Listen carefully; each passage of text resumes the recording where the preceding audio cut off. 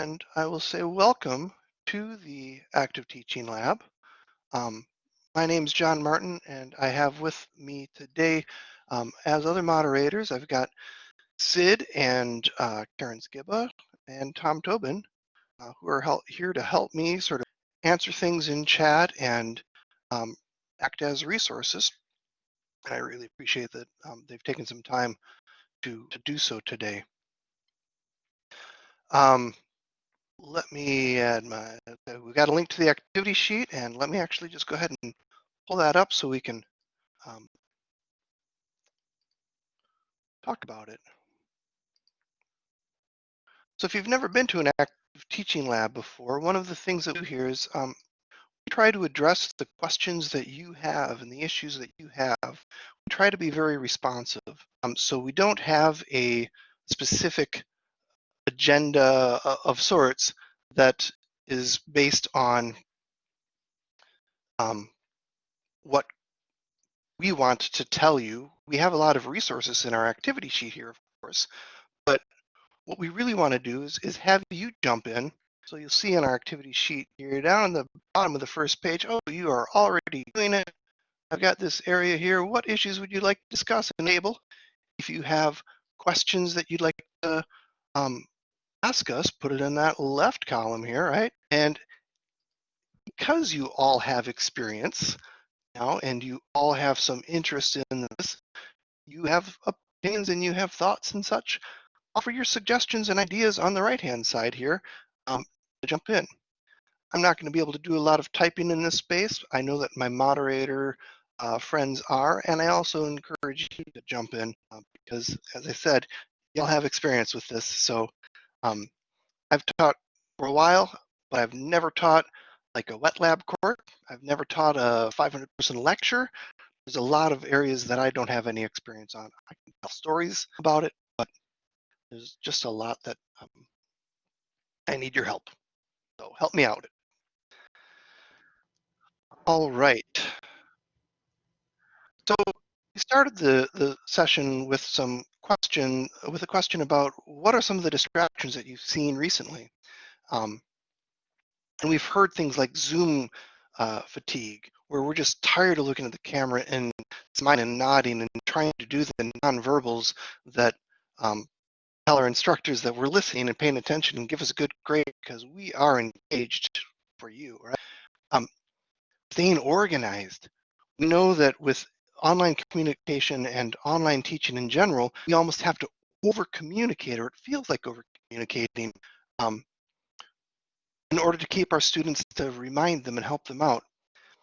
And I suspect, and I'd love to have your opinions on this as well, that as students become more and more used to it, and as we as instructors become more and more used to this sort of shift to the remote instruction space, we're going to get better at it, right? We'll develop these routines and such in this virtual space that we have in our face-to-face spaces.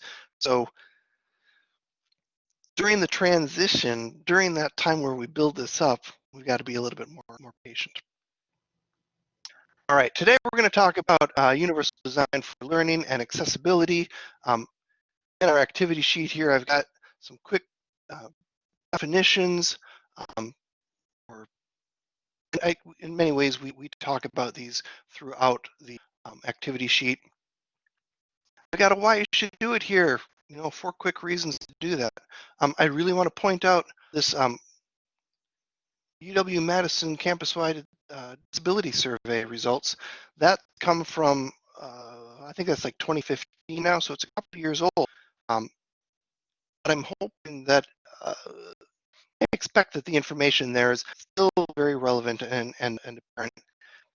The takeaway of that is that when we think of accommodations, when we think of needing to do things so that our content is more accessible, we often think of the obvious. People in wheelchairs, people who have visibility issues or mobility issues. And that's actually not where most of our disabilities and needs are. A lot of the disabilities and needs that we see on campus here are invisible to us, right? Even in the classroom, we don't see it necessarily. Now, you think about in the classroom where we've got much written nonverbal indicators, if we can't see it in the classroom, how can we see them in Zoom meetings? Even when our students are really looking engaged and such, it's hard to do that. And I believe that a lot of these invisible disabilities or these invisible challenges that people have, they come from all over, right? Some of them are just baked into the personality and genes or whatever of our learners. Others are imposed. Things like what's happening in the back of my room right now. Do I have a child coming in over here? Not necessarily disability, right, having a child, but it can certainly be a challenge if you're trying to supervise asynchronous education of your child while you're also in a meeting, class meeting with your students. Tom, thoughts? Hi, everybody. It's Tom Tobin. Glad to be here with you in this active teaching lab. And John, you're talking about something that's really important. And when we say accessibility, our colleagues can make a mental mistake. And I'd love to call out a couple of folks who responded to the opening thought exercise here in the chat. Not only Zoom fatigue about one of the barriers that we're facing, but also attention. People have distractions, the election, their own family finances, their own children now are going to school remotely, and so there's competition for who's using the one computer in the house, or maybe there's no computer in the house and people are getting access on their mobile devices and they have to drive to a parking lot that has Wi-Fi to boot. So our students have a lot of different challenges there. I also saw some folks talking about people being able to meet deadlines. And why is that so? And accessibility is actually one of the ways that we can lower some of that deadline pressure. And another big thing that I heard was workload. How do they watch all the videos? Where do they find time for our synchronous conversations? And if they take time off, do they get buried by the time they come back after a day or two? So I really love the way people are interacting here. And I'd like to offer everybody an option for how you're responding in this active learning lab. If you're watching the recording, make sure that you have a piece of paper and a pen or some way to pause, be reflective, and take notes. And then as the conversation goes here, you've already got two different ways to respond. You can work in the chat here in Blackboard Collaborate, or you can go over into that activity sheet, and we'll be posting the link to that as we go along. And I see that a lot of people are taking advantage of that. There's also a third thing for you. You can use the raise hand feature here in Blackboard Collaborate down at the bottom of your screen. It looks like a little human being with an arm up. And you can unmute yourself and come on the microphone and be part of the conversation here as well. And this is what Universal Design for Learning is about. It's giving students voice, choices in how they take in information, but also how they stay engaged and how they can demonstrate their skills to us as well. So we're going to dive in on some of the issues that you'd like us to discuss, but I wanted to set up a framework for us and also notice that all of those responses where you were talking about what challenges and barriers your students have, they are the same barriers that we face now. We all have the same kinds of barriers in our lives because of the pandemic. It's a barrier of distance and time. So, John, thank you very much for letting us set things up. Yeah. So, and it's interesting. One of the uh, challenges that we face when we offer choices is that students often feel like, oh my gosh, there's too much going on, right? Or instructors feel like, how can I do all of these things? I can't have, I can't design a modality for every single student's needs, right? And I'm hoping that we're going to get into that and talk about that. I love the way that you put it, Tom, where we talk about choice, right? So if you are amazing and nobody is um, that amazing, where they can follow along with the voice, follow along on the activity sheet, and follow along in the chat session, like that's too much for us to do. Humans are bad multitaskers. So when we start to think about it as what are the as a choice rather than I'm doing one more thing, now I have to juggle one extra ball, that gets tricky. So give yourselves a break, give your students a break, and say it's a choice.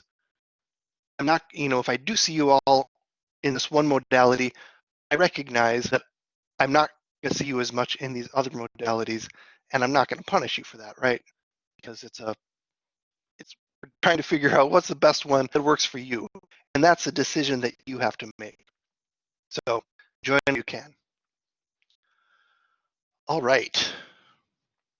I'm going to do a quick, we're going to get to these questions that you're adding to the activity sheet. Thank you for doing that. I'm going to scroll down a little bit and point out that a lot of what we do in the active teaching lab is we curate information that's out there. And we try to, as a way of choice, give it to you in many different ways. So we've got some easy things that you can do to get started if you've never jumped into universal design for learning at all. We've got some medium things farther on down that you can do. If you want to start factoring in cultural inclusion and equity, which we encourage you to do, like in some ways that's part of it. If a student doesn't feel like they are being included, that's a barrier to their learning, right? So this is all part of the conversation that we have to keep in mind as well. And I think I've got a challenge here as well. If you are pretty advanced in your universal design for learning stuff, here's a challenge for you. Try the Peralta equity rubric. And then of course, more resources, and more resources down below. So as you look through and scroll through this, we make this an editable worksheet so that you can add more resources on the bottom, or you can add more resources in the answers on the right-hand side of that table that we're putting together, suggestions that you have, again, choices. And this is a persistent document, which is to say that after the lab, it's still going to be available. You can come and visit it and say, I thought I saw something there. Can I come back and check it? You can pass this around to your colleagues who might be having struggles with something. Say, oh, there's a really cool resource here. So this is a persistent resource. Points to other persistent resources in our campus knowledge base documents and other places. All right. Shall we begin and see what's happening here? I want to give you I'm going to give you like 30 seconds. So if there's any burning questions that somebody has, raise your hand or unmute yourself, as Tom said, and go ahead and speak it if you don't want to go in and type it, or if it's hard to figure out how to type exactly what you're trying to formulate. I'll give you some time to do that.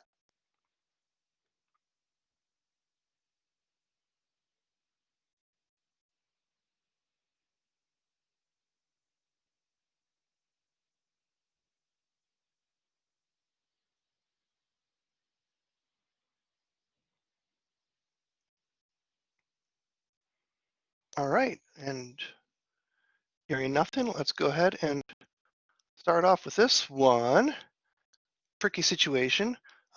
Students trying to learn a scripted language where they need to connect sounds and letters that they cannot see. All right, audio sources are plentiful, but reading and writing is challenging if you don't have an audio alphabet sound connection to work from. That's funny. So usually I ask Lauren, hey Lauren, what are your ideas? But I see this one comes from Lauren. So I'm glad that Mari jumps in here. Or wait, is this from Mari that wrote that in? Somebody from the McBurney Center. Yes, we can offer additional ideas. I'm glad to, and again, this is a great example of depending on you all for your expertise to jump in and offer suggestions, because that would have been a difficult one for me to answer on my own. So I'm glad that we have some ideas.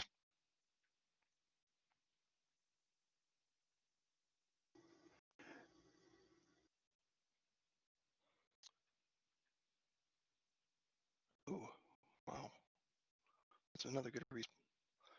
All right, we're still working on that. Mari, thank you for doing that. And Tom, good ideas. And Lauren, thanks for the question.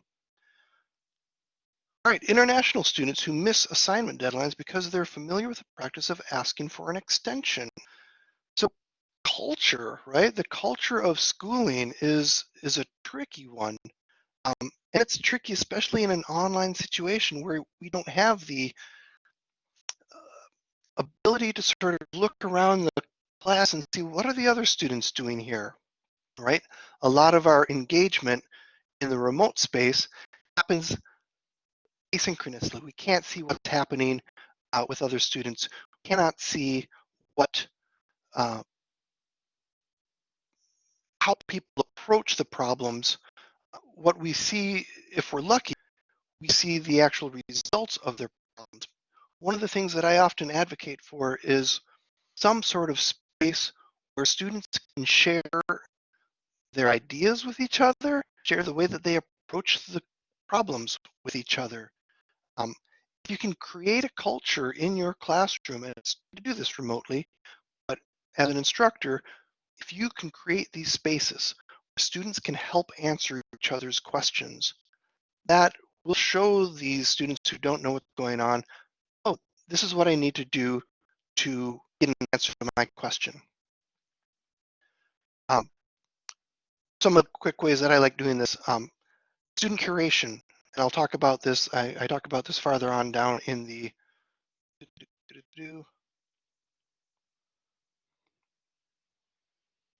well, certainly in the enlist students, in the empower the students with choices, let the students choose, uh, curate content, right? If you give the students a chance to go out onto the internet, instead of as an instructor saying, here's the reading that you must do, or here's the video that I want you to do, say, here's the problem that we have to address, go figure out, use the resources of the internet, we're all remote, right? We can do that. So much is out there. And go find answers to this question and share them here. Now what that'll do is the students will not just look at the one resource, they'll go find several resources, find the one that makes the most sense to them, and say, I'm going to choose this one. That'll help you understand which ones are sort of the best options for the students to dig to, that make the most sense to you. Remember, as instructors, we're often from a generation that doesn't speak the language that the students do right now. So we'll miss some things. We won't be able to, or we'll think that something works great, but because we're also experts in the field, the students might not understand some of the processes that we've all sort of lumped together into one. So let the students go through that process of learning it themselves and then sharing with each other. It lets them do the work. Whoever does the work does the learning. Other thoughts from other folks on that question? And that was unfamiliar with the practice, well, unfamiliar with classroom practices in general.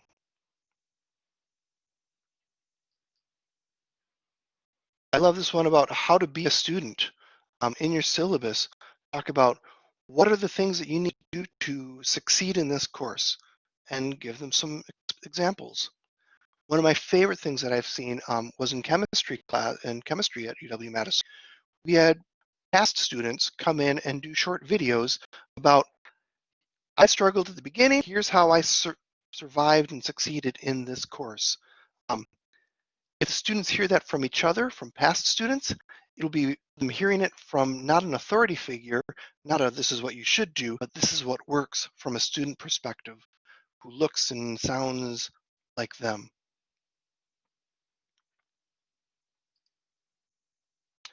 Any other thoughts on that question? Changing the culture.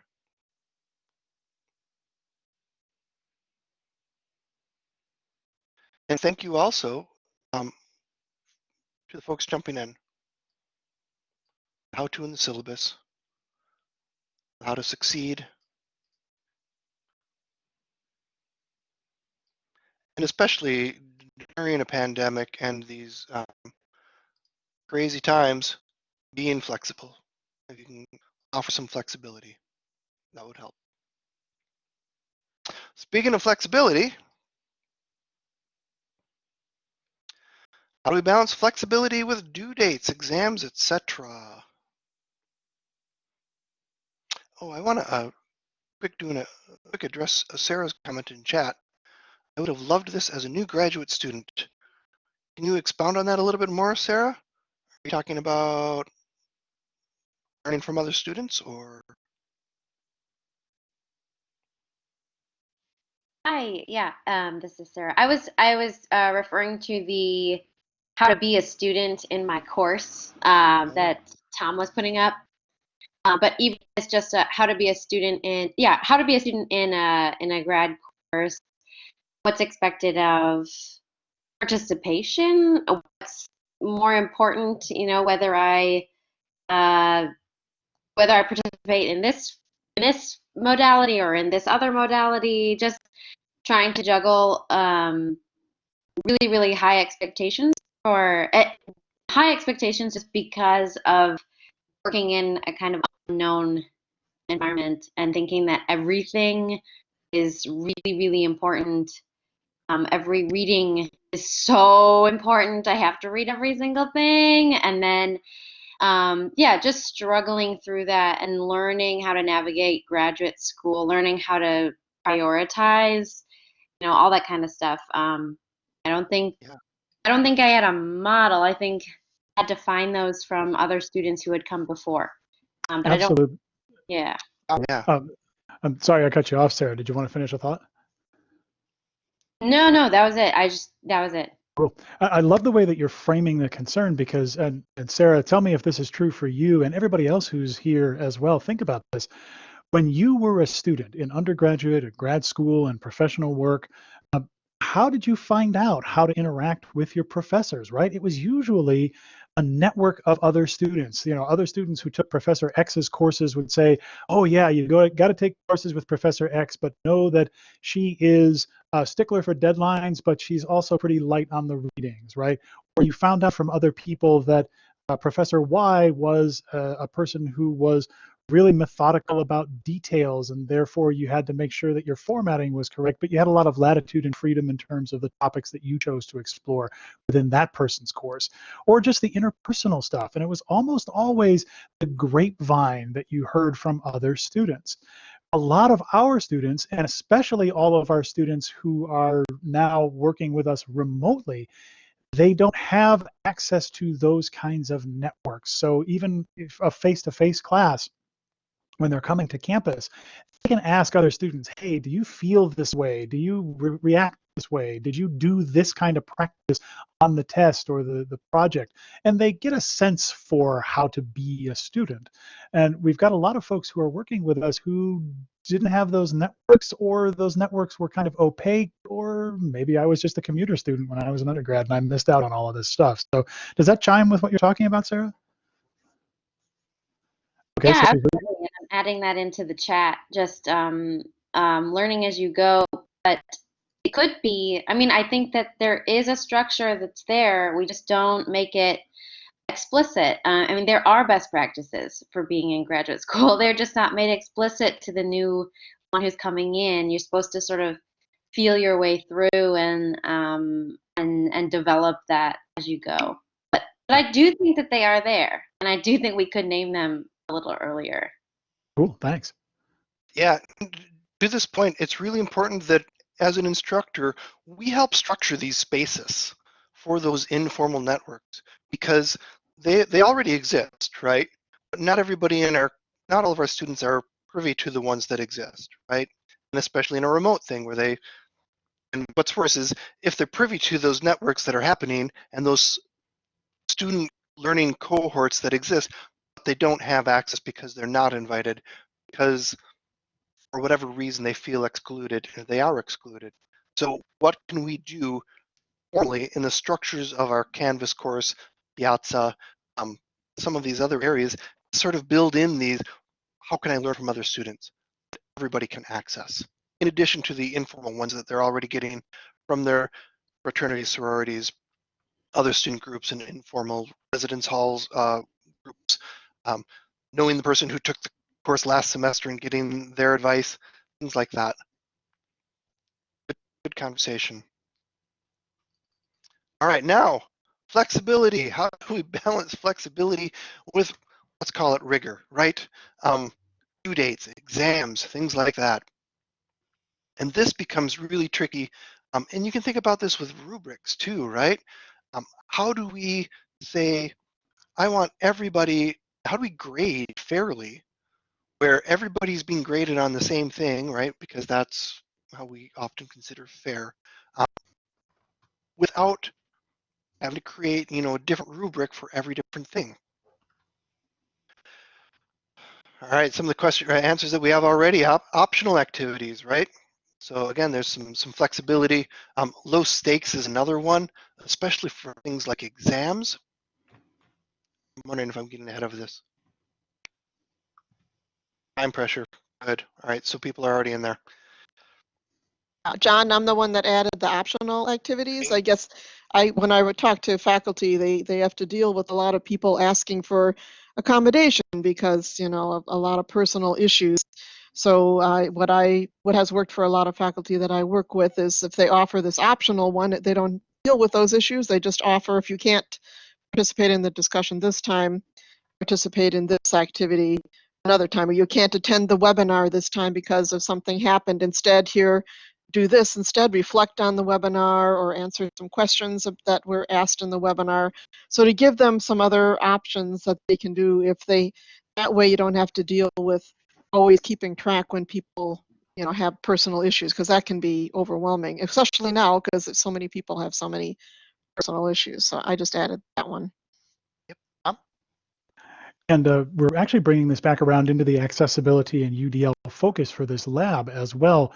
I'm hearing a question inside the question. How do I balance flexibility with my due dates and exams and things like that? And one of the concerns that we've all got is, are our students being honest about their work? And the good news is that most of them are. Right now, you've heard that there are big cheating rings grabbing from the business school, all the multiple choice exams and things like that, and those things do happen. The challenge, though, is we've got all kinds of tools like the lockdown browser. We've got Honor Lock for the artificial intelligence proctoring, and those are really invasive kind of things. I'm actually going to hold up a sticker near the computer screen here that says computational tools aren't going to make people recognize our humanity. And one of the things that we've got lots and lots of evidence for is that when we design our interactions and our assessments so that we lower 4 different kinds of temptations to cheat, our students actually do not cheat in those assessments at anywhere near the rates that temptation would have them do. So lowering time pressure. So if you don't put a time limit on your online activities like your exam. So if your exam is a 60-minute or a 90-minute exam, tell your students it's going to take them about 60 minutes, but don't actually put a cutoff that stops them from taking part. Now, do I have my rose-colored glasses on? Is this a challenge? The accessibility part here is by removing the time limits, you let people take as much time as they need, but also you can still use the analytics tools in Canvas to see how much time people took on that exam. So if your exam is scheduled for 1 hour and one student ran through it in 20 minutes, I want to have a talk with that student. Or if you have a couple of students who took 4 hours, I want to have a talk with those students too. Sometimes you'll uncover dishonest conduct, and sometimes you'll uncover people who really have a challenge or don't understand what the concepts are in your course, and you can have those conversations to help strengthen their work. And same thing with due date pressure. So if you have a due date, tell people that this is when you get the maximum points, and go ahead and take off points if they turn something in late. But right now, they've got work responsibilities, their caregiving responsibilities have ramped up, their active duty military. There's lots of different reasons why people just get jammed in their calendars. I'll look at us as instructors as a really good case in point. If you have a journal article due, or you're working on your tenure and promotion portfolio, or you're an adjunct professor and you're juggling a lot of different courses, maybe you're not getting the grading back as soon as your students might need it, right? So we get behind as well, and we give ourselves the benefit of the doubt. You can give your students the benefit of the doubt there as well. Same thing with your grading policies. A good accessibility practice is not making any one assessment carry enough points that could wreck the entire grade. That alone will reduce cheating and dishonest conduct and allow you to be a little bit more flexible with regard to your deadlines and dates. And the same thing with communication anxiety. A lot of us assume that students know they can come to us, and then we wonder why they don't come to our office hours in our face-to-face environment, or they don't come to our online interventions to work with us. And so if you actually say it out loud during your synchronous sessions, say it in your syllabus, say it in the directions of every assignment, hey, by the way, I'm open to late work, or if you have something that comes up, please tell me ahead of time and I'll work with you, but I have to be less flexible as the deadline gets near. Whatever you're willing to do, actually say that. And that helps to lower some of those barriers where people don't feel like they are a part of. And that has to do with accessibility at its core. That's accessibility in terms of just access. Do students feel like they can approach you? Do students feel like they have access to the tools that they need? And I'd love to pause here for a second and see if this is sparking ideas for people. I see a bunch in the chat, and some people are putting right on into the activity sheet. Does anybody want to share in the chat here or add to the conversation? Karen, I see you have your hand up. I just wondered if you could talk a little bit more about Jesse Stommel's idea of ungrading and how that would work in a course where, we need to provide grades. Can you talk a little bit about the ungrading idea? Absolutely. We've got about 25 minutes left in the session, so let me give you the really tiny version of ungrading. Lots of studies show that if you put all kinds of 20 minutes worth of effort into grading somebody's paper, you give them lots of specific feedback. Hey, this is good, keep doing that. Hey, you blew this, study this chapter in the text. Hey, this is really wrong, we need to talk. All that feedback that you put in, and then you put a 65% at the top circled in red. The only thing that student is likely to focus on is the 65%. They are much less likely to read the feedback or to take it in the spirit of constructive practice or strengthening. They're much more likely to perceive the feedback as this professor has it in for me, or this professor views me as a person negatively. So ungrading is not giving feedback at all. It's just not using number and letter grades when we give feedback to our students. Our students will still understand, hey, I'm doing this well, hey, I'm doing this poorly, hey, I need to focus here. But taking the grades out actually frees up mental space for our students to receive the feedback in the way that it is intended. And that's another access and feeling a part of and belonging kind of thing that we can do. I'd encourage you, and thank you, whoever's putting in the links there to minimalist specifications and ungrading. Thank you, John. I'd encourage you to take a few minutes after this session and just take a look at it. You don't have to do your entire course as an ungrading experiment. Pick one activity, one assignment, especially one where your students always get tripped up, and just do ungrading on that as a test for yourself and see how it goes, and then let us know. And we'd love to bring you back for one of these active learning labs where you can showcase how you did.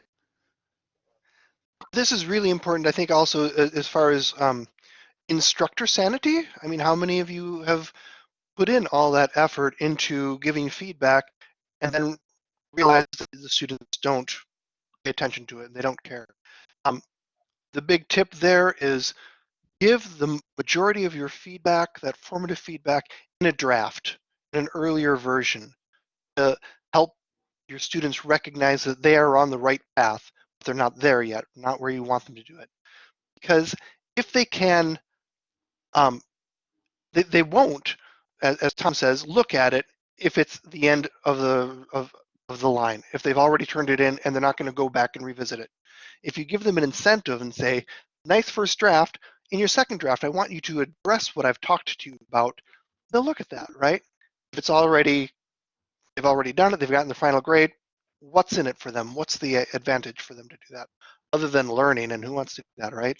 There's no extrinsic carrot or stick or whatever. Yeah, let's take a pause and see what's chiming for people with regard to this one, and then we'll move on in a couple of minutes. But anybody want to share your experience here in terms of due dates, flexibility, how you're offering your students a little bit of choice?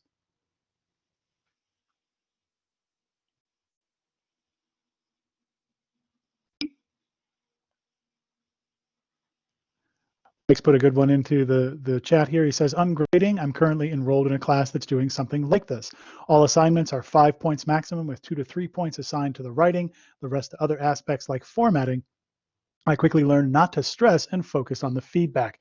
That's minimalist grading. So if you want to take a look at that link, it's an awesome thing to do. And Mike is saying from the student perspective that he feels less like he has to make the grade and he's more focused on actually learning the stuff. And the silver lining to that is at the end of the course, we can still give a grade to our students. We can still say consistently, you've been at kind of an average level here, and we can put in a grade because the university requires it.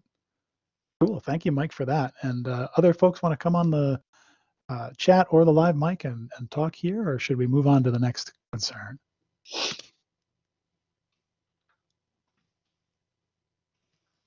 Hey, let's give them just a few more seconds to add things in the chat or raise your And hand. and by the way, John is focusing on something really important. Most of us only wait about 4 seconds when we say, are there any questions? And then we just barrel right ahead. As an instructor, you have to be okay with a little bit of silence, giving people time to think. I've actually got a little timer right here on my desk that I plug, hit it, and it runs 10, 15 seconds. And that seems like an eternity when you're facilitating or teaching, but it's essential to give people time and space to use their brains, think without having new information constantly coming in.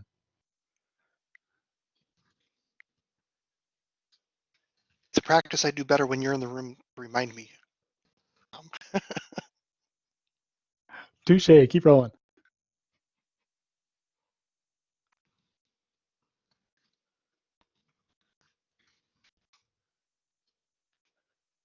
All right, let's go on to the next one then.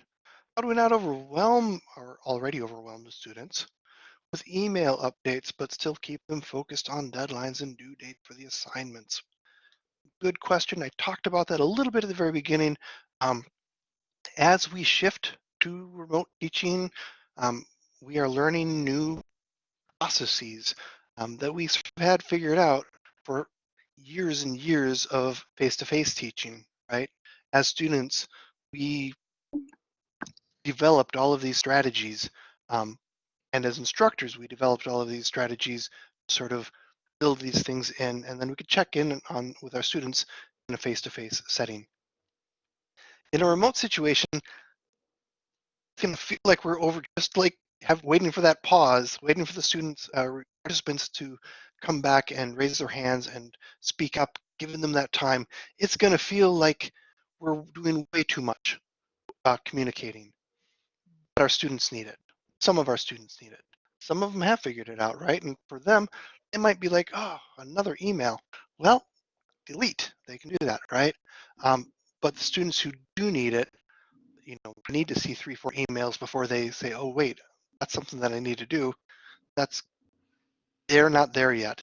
They need your help with that. So if you can do it, do it. And I bet that in a couple of years, if we keep on doing remote teaching, we're going to learn some things, some processes, some strategies so that this isn't going to be as big of a deal. We got other ideas here.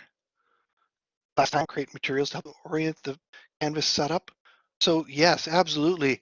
If you have a clearly designed Canvas course with all the due dates and all of the expectations written in there, maybe you've heard of castle topping.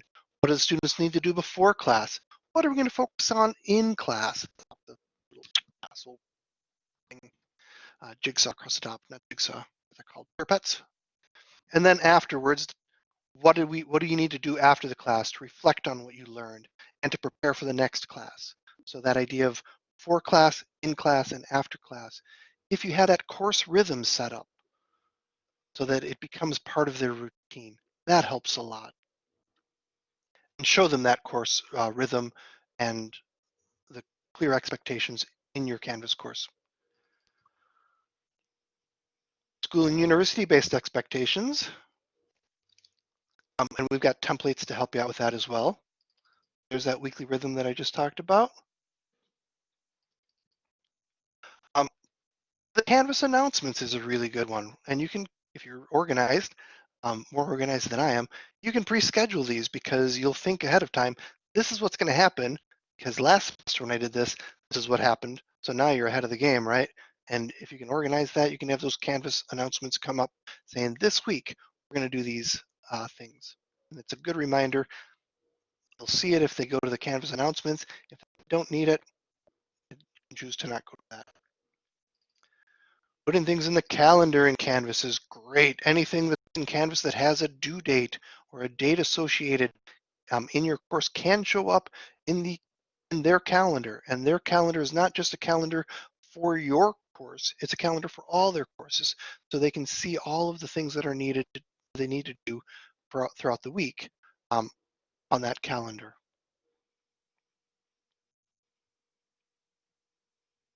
And Tom, you've got some great ideas here.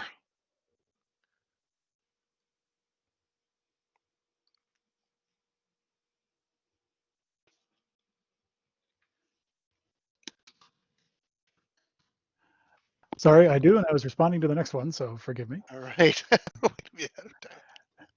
All right. And we also got some really good ideas coming through in the chat. Yulia says, I graded rough drafts on formatting and included parts of the draft instead of writing or research quality, and then graded the final draft using the formal research rubric. So breaking up your content into different pieces, that's actually a good part of universal design for learning in and of itself, is instead of having people do the big thing all at once, and that's worth all the points, chunk it up as much as you possibly can. That also goes toward thinking about how your students pay attention. And this is actually the next question that I was responding to here. Was somebody was talking about how do we get authentic learner engagement versus just students are just there and clicking the links and going through in a rote kind of way. And engagement is one of those key pieces.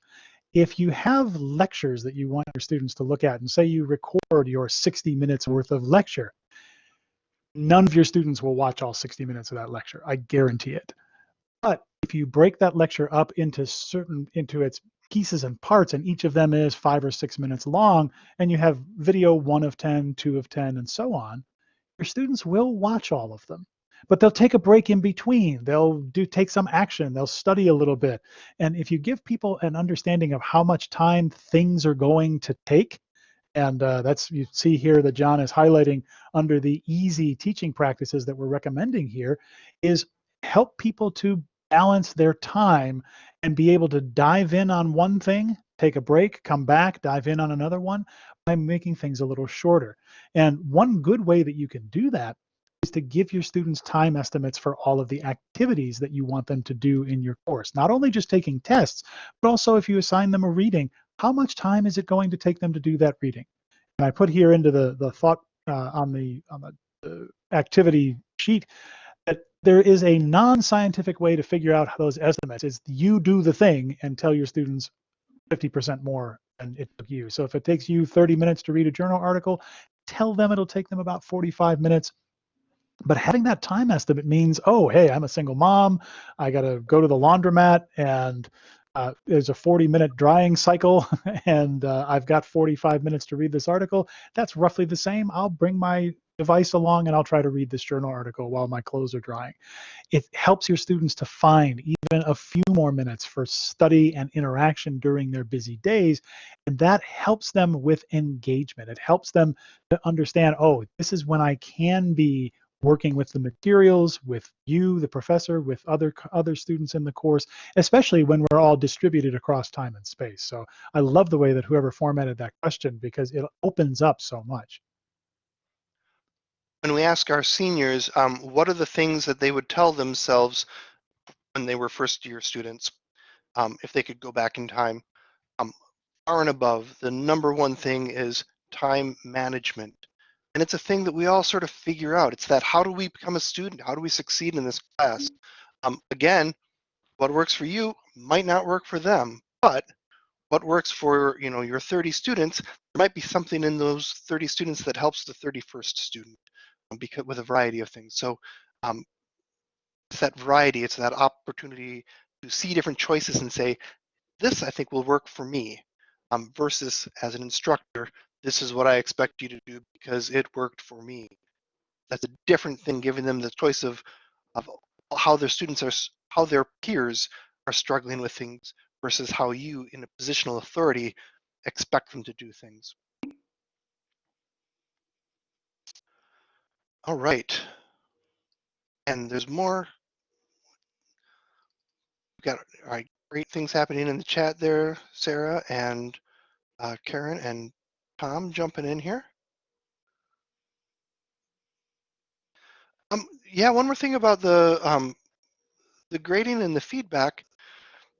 If you can set up an opportunity for your students to see each other's work and give each other feedback, they're going to learn from each other as from the person that they're giving feedback on. They're going to need to rethink, how do I give feedback on this? This is great Bloom's cognitive taxonomy thinking here, right? Higher level thinking. You're going to get inspirations about oh, I like the way that they turned that phrase. I'm going to learn from that. And they're also going to be able to give each other feedback, oftentimes in language that works for that generation, for each other, in a way that you might not be able to. Great. Okay.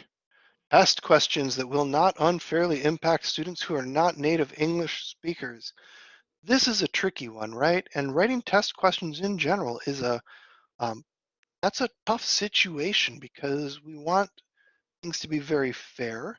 We want them to be accessible across a lot of cultures. We're going to have a lab in a couple of weeks called Plain Language Syllabus, writing a plain language syllabus. And I think that this whole, if you do a Google for plain language, there's a lot of tips there on how to keep the jargon out of it, unless the jargon is important for your discipline, of course, and that's part of the learning. But keep the jargon out of it. Keep the academic language that we all learned how to talk in grad school, and then, it's such a part of our identity oftentimes. If we can keep that out, that what a colleague friend calls edubabble, for example. For me, I keep talking about Vygotsky, da da da da da, and Foucault, da da da da da.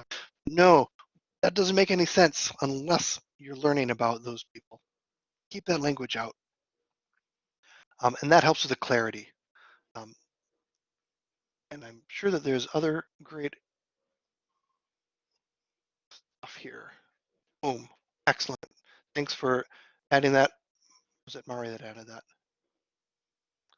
Other thoughts on that from others? Writing questions. It's a tough one. Test questions are hard.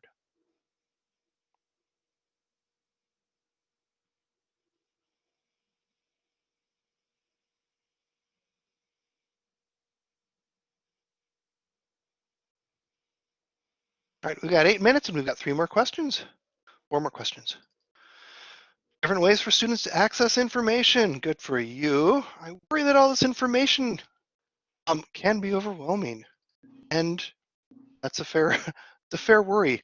It can be if they have to do them all. If there are multiple paths up the mountain, you don't have to go up all of those paths to get to the top of the mountain, right? You can choose the one that's at a nice slope. If you want to take a lot of time, circle the mountain, you can go straight up the mountain if you're feeling that way, but you don't have to do all of them. This, I think, requires that students are reassured that you don't expect them to do all of those things. And your better students, as they're trying to figure out what is a grad school like, as Sarah had talked about, how do I get through this grad school? How do I get through undergraduate, whatever? They might feel like, oh my gosh, I have to read everything. I don't know how to read it, so I'm going to read it, 5 different ways, and look up all of the references. Help them with those tips and hints, so that they can choose the path that works best for them. And then great, we've got some research-based principles here. That's very good. Talks about the structures and structures as choices. Appreciate that. This is a really good one here. The sample paths. Our students learn from examples, right? And we learn from examples. If you think about a Canvas course that you've seen, it looks really cool. You're like, wow, I want to do it that way. We would not even think of that unless we had seen that example. Give your examples. See if you can get examples from previous students, anonymize them and say, here's one student who did it this way. Here's another student who did it in such a different way, but also did a good enough job, met the criteria that we're looking for, the rubric, but in a different way. If you just give them one model, chances are good they're going to try to exactly copy that model. They're going to follow that recipe exactly. And that's not learning, that's recipe following, right? If you can help them figure out a couple of choices, then they say, oh, if it's done this way, and this way, then I can do it this way, and that will also be okay. So sample paths, example ideas, documents, videos, etc.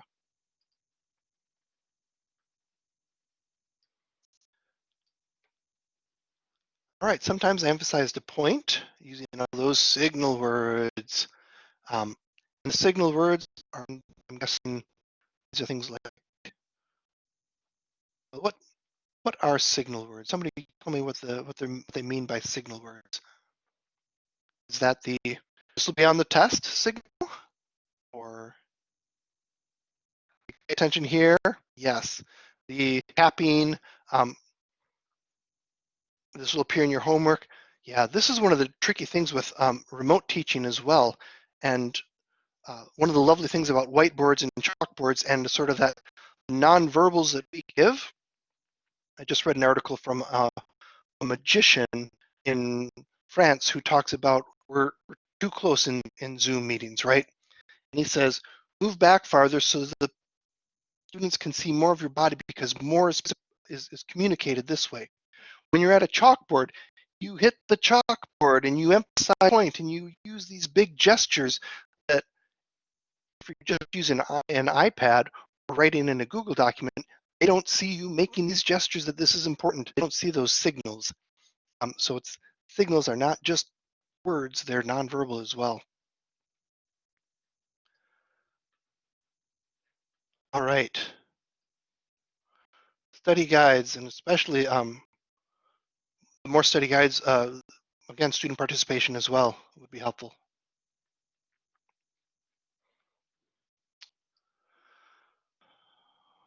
Legal or copyright concerns about student choice. I don't know, but luckily somebody said check with your librarian. Great answer. Love that.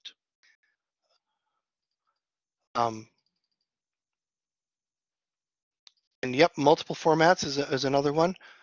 If you think about a simple way to think about this, even in something like Google Drive, you've got these tools. What is a tool? There's like voice typing, right? There's the ability to have somebody read this to you. Like that's a choice. I can look at it or I can hear it and look at it. That's a simple, accessible choice that we often don't think about. It's just one thing, as Tom says.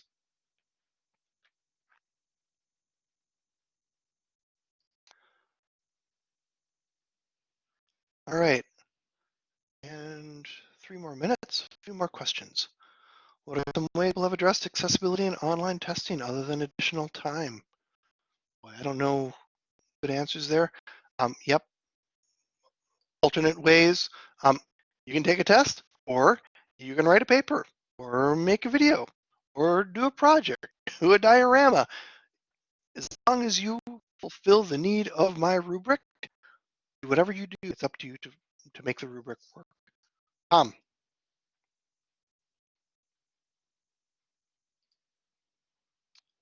And we don't hear you, Tom. There we go.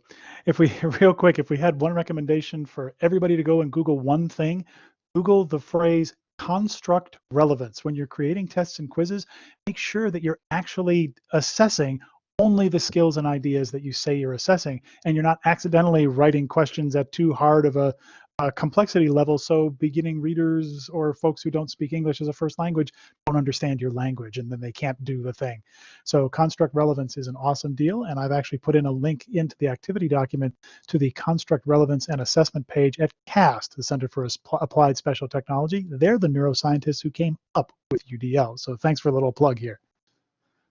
Great. Good. All right, and this one we talked about earlier, breaking the lecture into small chunks. Would it be recommended to assess the students per chunk on small quizzes or set of questions? Yes, indeed. And this is so easy to do in Canvas. You can just put that chunk of the video again using these stop at or start at and stop at options here, so you don't have to even go in and edit the video, just one video that is referenced several times with different links to start at and end at different times. Have them watch the first 30 seconds of it where that first point is done.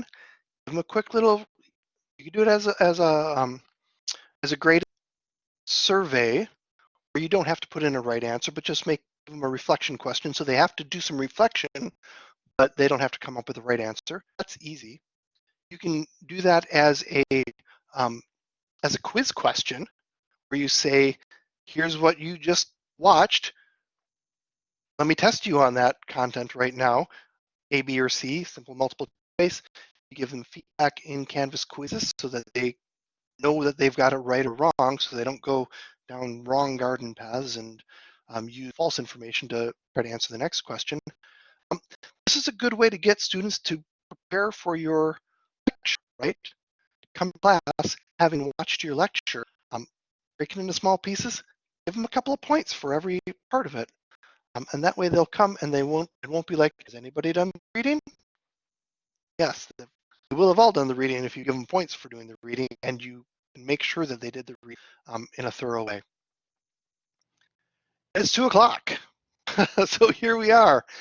I'm going to stick around for the next couple of minutes and be available if you want to have more discussion and more thoughts. We've got a lightning round right here in chat that Tom has put in, and the question is, what is one thing, this is a reflection by the way, one thing that you're taking away from our session today? So what's the thing? And maybe you've got 2 things. Go ahead and put 2 things down. Cool. And we got a question from Rebecca about how can she get a copy of the activity sheet. Hang on to that link. That link is going to be accessible to you forever and ever, or as long as we have Google sharing. Yes, Rebecca, that activity sheet will still be around. You can use that link on your own. You can print it off on your own. You can make a copy of it if you'd like. And you can add more thoughts and ideas to it as a sort of study guide of your own. And I'm seeing a theme in the quick takes here that people are saying that ungrading or grading in a different way is something they want to explore, and how that lessens anxiety and increases more feelings of belonging and taking part in the activity here. And folks are getting the idea of offering different ways for students to complete the assignments. That's actually one that we don't do a lot and really pays us back in terms of lowering our own workload in students not sending us the same questions 700 million times, or everybody getting something wrong on an exam and us having to reteach. So thanks everybody for not only your takeaways, but for your ideas and questions. And we hope this has been a useful session for you. I'll turn it over to John, and we'll continue for those of you who want to stick around. But like they say in the bars, you don't have to go home, but you don't have to stay here either. So thanks everybody if you have to go. Yes, will you automatically be invited to future sessions? Kathy, you are invited to all the sessions. We do not have a way to send out email invitations to everybody here because our platform does not collect email addresses. But let's see, what's the thing? at.wisc.edu will give us the link. No, at.doit.wisc.edu. That's what it is. To future labs. All right, I'm going to stop the recording, okay? All right, thank you.